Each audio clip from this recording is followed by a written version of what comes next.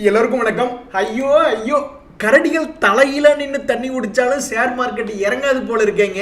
முருகா முருகா, இது என்ன கரடிகளுக்கு வந்த சோதனை அப்படின்ற மாதிரி இன்னைக்கு கீது ஷேர் மார்க்கெட் இறங்கிருமோ அப்படின்ற ஒரு நப்பாசில் இருந்தாங்க.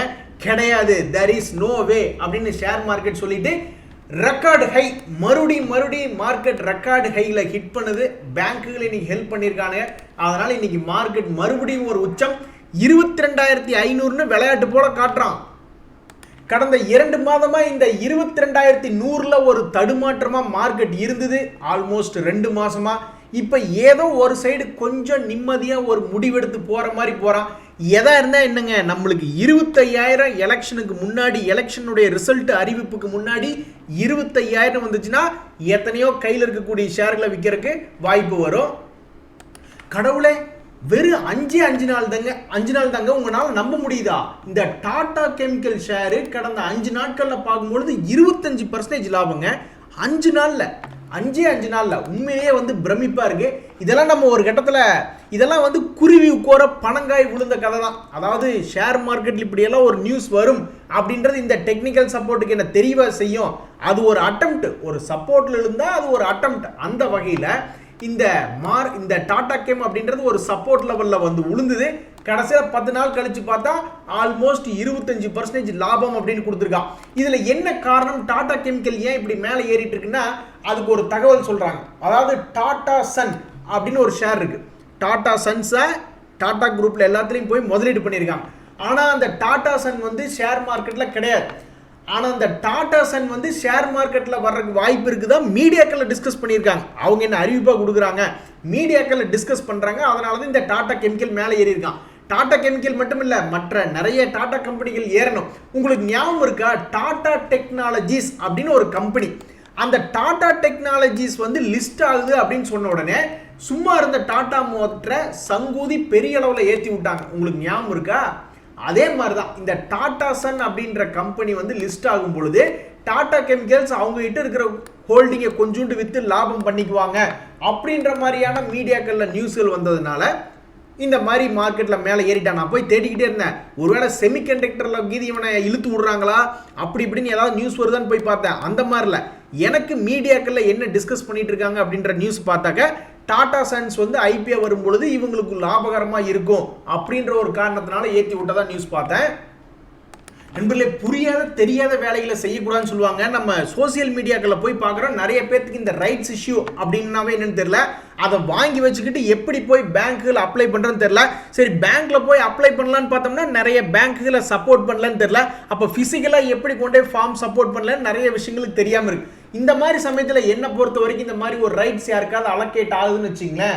ஒரு உதாரணத்துக்கு இப்போ 7 ரூபா 45 பைசா இருக்கான். 7 ரூபா 45 பைசாவுக்கு யாராவது ரைட்ஸ் கிடைக்குது அப்படின்னா அவங்களுக்கு ரைட்ஸ் எப்படி அப்ளை பண்ணுறதுன்னு தெரியல. அவங்க அப்ளை பண்ணலான்னு போகல, அவங்களுடைய பேங்க்கில் ஆன்லைன் இல்லை, போய் ஆஃப்லைனில் தான் சப்மிட் பண்ணுற மாதிரி இருக்குன்னா என்னை பொறுத்த வரைக்கும் அந்த ரைட்ஸை மார்க்கெட்லேயே செல் பண்ணிடுறது நல்லது. அதுலேயும் ரொம்ப நாளாக மார்க்கெட்டில் இருக்காது.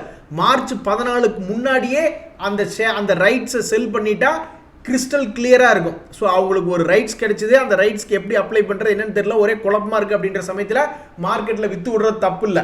அப்படி மார்க்கெட்டில் விட்டுட்டா என்ன ஆகும்னா அது தன்னை போல 0 ஆகிடும், எக்ஸ்பைரி ஆகிடும். அப்படி இல்லைன்னா இதை போய் மறுபடியும் ஒரு 22 ரூபாக அதிகமாக கொடுத்து, ஏற்கனவே உங்களுக்கு ஃப்ரீயாக ஒரு ஷேர் கிடைச்சிருக்கு ரைட் சென்ட்ரல் ட்ரைன்மெண்ட், அதை விற்றாவே உங்களுக்கு எப்படி 7 ரூபா, இப்போதைக்கு 7 ரூபா 45 பைசா அப்படின்றது கிடைக்கிற மாதிரி இருக்கு. ஸோ அந்த வித்துட்டாவே 7 ரூபா 45 பைசா கிடைக்கும்.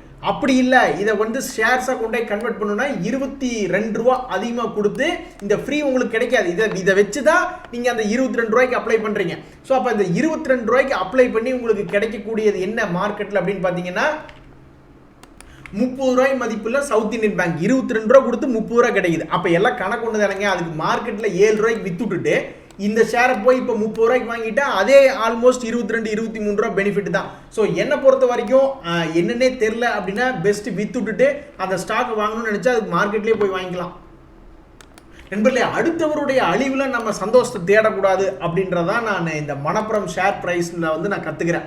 அதாவது 5 நாளைக்கு முன்னாடி இவன் எங்கே இருந்தானோ 170 ரூபா பக்கத்தில் இருந்தால் மறுபடியும் அங்கேயே கொண்டு விட்டாங்க. இவனை ஏன் ஏற்றி விட்டாங்க அப்படின்ற மாதிரி நீங்கள் பார்த்தீங்கன்னா ஐஏஎஃப்எல் ஃபைனான்ஸ் அப்படின்றவங்க கோல்டு லோன் ஏதோ கொடுக்க முடியாது அப்படின்ற மாதிரியான சில மெஷர்ஸ் எடுத்திருந்தாங்க ஆர்பிஐ. அது வந்து இன்னும் டிஸ்கஷன் போயிட்டு இருக்கு. அந்த சமயத்தில் அவனை 40% நேற்று, இன்னைக்கு 20% 40% அவனை கீழே இறக்கி விட்டுட்டு இவனை ஒரு 7% ஏற்றி விட்டுருந்தாங்க.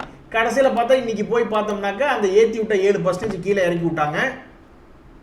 மனசை கல்லாக்கிக்கடா கிரியாலா பல மாதங்களாக ஏறி வந்த பங்குகள்லாம் வந்து சின்ன ஒரு பேட் நியூஸ் வந்தால் கூட தொப்புன்னு விழுகிறான். இந்த ஐஎஃப்எல் அப்படின்றவன் ஆல்மோஸ்ட் 5 நாளில் 35% காலி.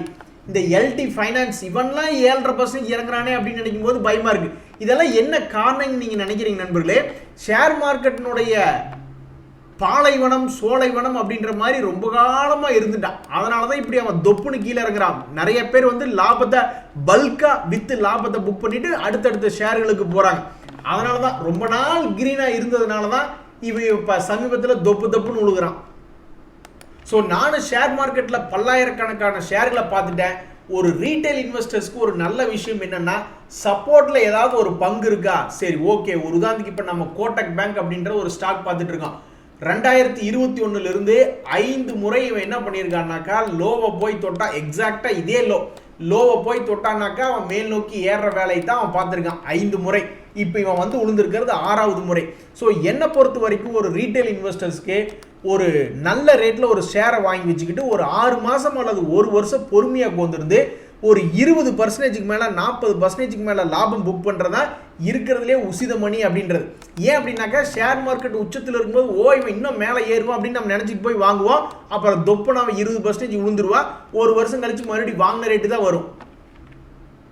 ஸோ ஷேர் மார்க்கெட்டில் எது கெத்து எது நல்லா உருப்பிடும் அப்படின்னு பார்த்தோம்னா, நம்ம கிட்ட தேவைப்படாமல் இருக்கக்கூடிய பணத்தை ஷேர் மார்க்கெட்டில் நல்ல பங்குகளை இப்போ பாருங்க, ஒரு உதாரணத்துக்கு கோட்டக் பார்க்குறோம். அது நல்ல கம்பெனி தானே. ஸோ அது 6வது முறையாக ஒரு குறிப்பிட்ட இடத்துல வந்து 1700 விழுந்திருக்கு. இதுக்கு முன்னாடி கூட எனக்கு நல்லா ஞாபகம் இருக்குது. நம்ம 1700 டிஸ்கஸ் பண்ணோம். என்னைக்கு இருந்தாலும் ஒரு நாள் மேலே போவான்னு பேசிகிட்டு இருந்தோம். 1900 போயிருக்கா, மறுபடியும் இப்போ 1700 வந்து விழுந்திருக்கா. மறுபடியும் 2000 போனாலும் சரிதான், அல்லது மேலேருந்து கீழே இறங்கி 1000 போனாலும் சரிதான், எப்படி பார்த்தாலும் சப்போர்ட் எடுத்து என்னைக்காவது ஒரு நாள் மேலே வரும் அப்படின்றது என்னுடைய கருத்து. ஸோ ரீட்டைல் இன்வெஸ்டர்ஸ்க்கு இந்த மாதிரி ஒரு சப்போர்ட்டில் பணத்தை தொடர்ந்து போடக்கூடிய தகுதி அப்படின்றது மட்டும் வந்துருச்சுன்னா ரொம்பவும் போட வேண்டாம். மாதம் 5000, மாதம் ஒரு 20000, மாதம் 1 லட்சம், மாதம் ஒரு 2 லட்சம்னு தொடர்ந்து பணம் போடக்கூடிய தகுதி வந்துருச்சு அப்படின்னா, அதே மாதிரி இந்த மாதிரி சப்போர்ட்டில் இருக்க பங்குகளை வாங்கிட்டோம்னா நம்மளை அசைச்சுக்கிறதுக்கு நீ ஒருத்தன் பிறந்து தான் வரணும். ஷேர் மார்க்கெட்டில் இன்னைக்கு என்ன முக்கியமான நியூஸ்? 116 ஷேர் வாங்கி வச்சிருக்கேன் குருநாதா, அதில் 11 ஷேர் மட்டும்தான் மேலே போயிருக்கு குருநாதா அப்படின்ற மாதிரி என்னுடைய இண்டிவிஜுவல் ஒரு சாம்பிள் போர்ட்ஃபோலியோ மெயின்டைன் பண்ணுறேன். அதில் 111 ஷேர் இருக்கு. நான் அப்போவே நினச்சேன் இந்த நம்பர் சரியில்லைன்னு. சரி பரவாயில்ல, 111 ஷேர் இருக்கு.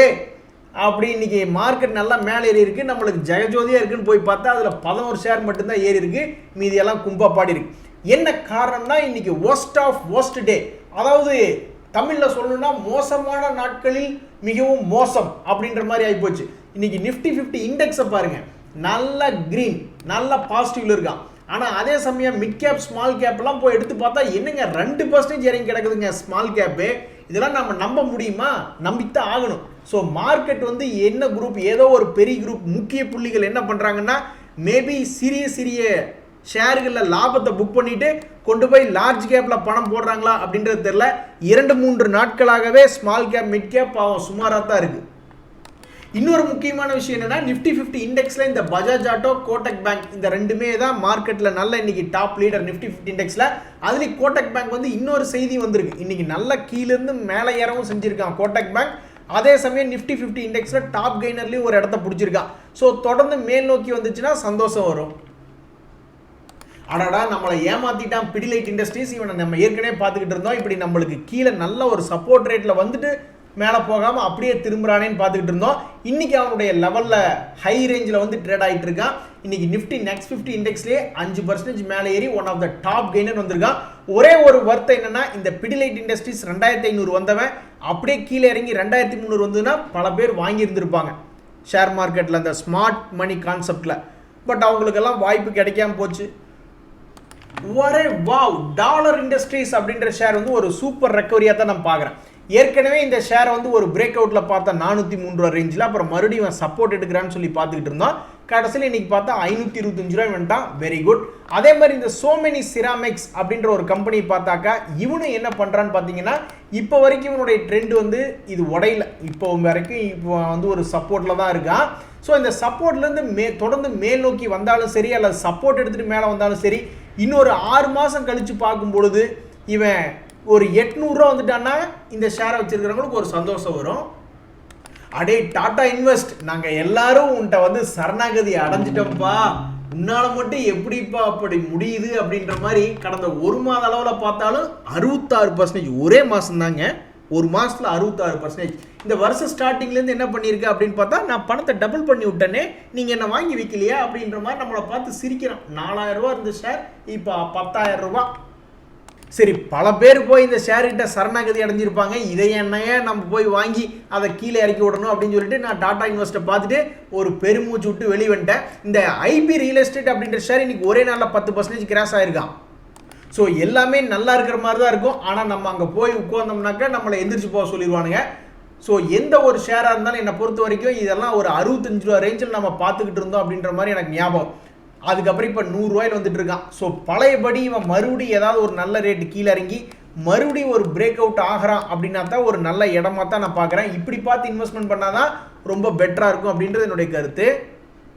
நண்பர்களே, உங்களால் நம்ப முடியுதா? விடாப்படியா நான் எந்திரிக்க மாட்டேன் அப்படின்ட்டு இந்த ஐடிசி ஷேர் வந்து பல நாட்களாக ஒரே இடத்துல இருக்கா. ஆல்மோஸ்ட் ஒரு மாதத்துக்கு மேலே 33 ட்ரேடிங் டே அப்படின்னா கிட்டத்தட்ட 1.5 மாதம்னு வச்சுங்களேன். 1.5 மாசமாக நான் என்னை யாரும் எழுப்பிவிட முடியாது அப்படின்ற மாதிரி அவன் நீட்டி படுத்துக்கிட்டு இருக்கான்.